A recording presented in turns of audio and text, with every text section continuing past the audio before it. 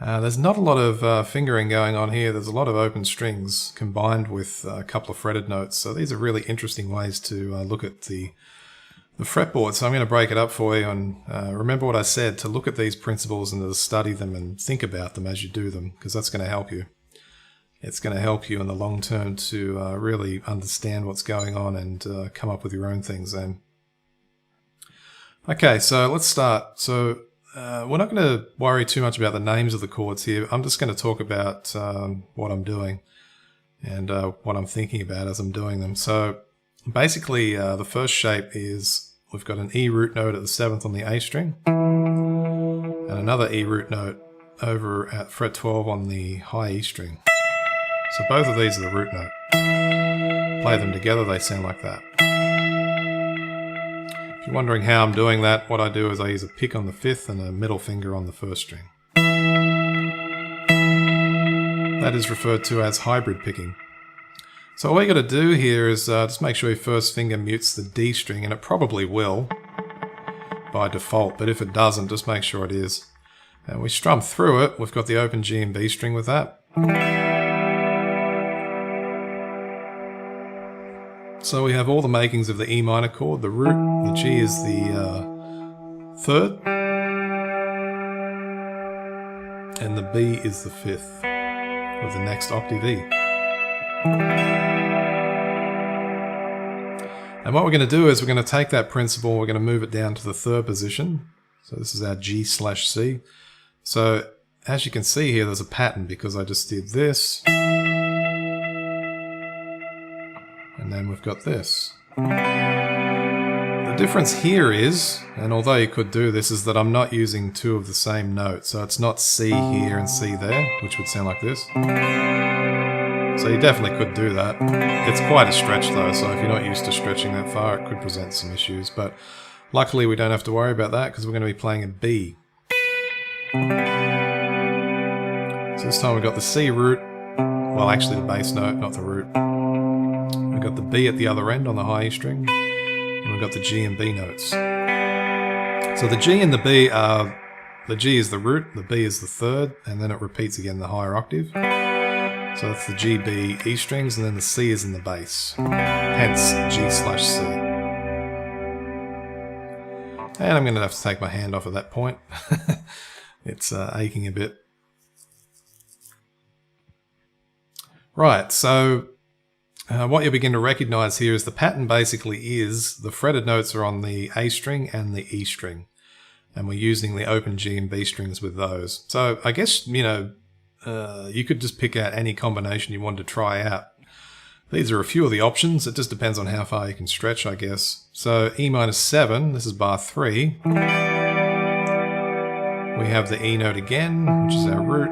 We've got the D note this time, that's our -7, high E string with the G and B open strings. Finally, not as much stretching to do here for G/C, so we're going to do it, let's see. It's probably easiest, well for me anyway, I would use 1st and middle. You could use middle and 3rd. But I think, yeah, 1st and middle is definitely better, considering that where you're coming from. So you can just move your 1st finger down. So in this case, we've got the G note, fret 3 on the E string, C bass note, and the open G and B strings. So the G and the B are our constant, and the fretted notes are all changing around the place, except for the roots. Moving on to bar 5. I think here I would use middle and 3rd for the left hand. It doesn't matter a lot what fingers you use, just whatever you feel comfortable with, but I think that's what I'd do here. So this time B note and E note with the open G and B strings. Go down to the 2nd position, so you want your middle finger at fret 3 on the A string. Put the 1st finger at fret 2 on the E string, and again G, B and open strings. This one's a nice one. There's something lingering about this one. There's no hope. It's that sort of, something's going to happen. It's not going to be pleasant. It's funny how music speaks to us like that. And moving into bar 7, a little bit different here. So we're going to use the first finger at fret 5 on the E string, third finger at fret 7 on the A string. Sounds pretty cool. And finally, this is the only time we don't use a fretted note on the high E string.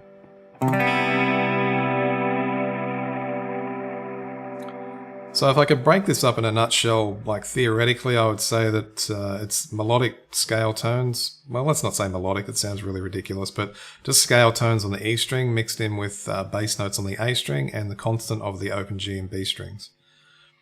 And, you can study the, if you look at the highest note, we can look at it like that if we play it through. So 12, 7, 10, 3, 7, 2, 5, open.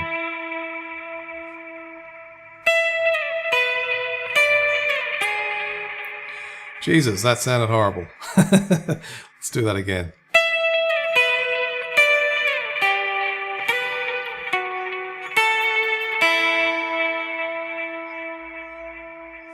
Just with those bass notes.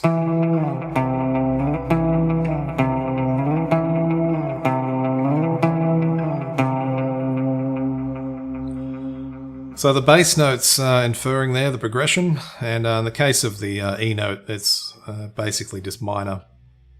The C sometimes isn't pure C, but rather the bass note for like the G chord, except at the end for the C major 7. Playthrough time. Here we go. 1, 2, 3, 4.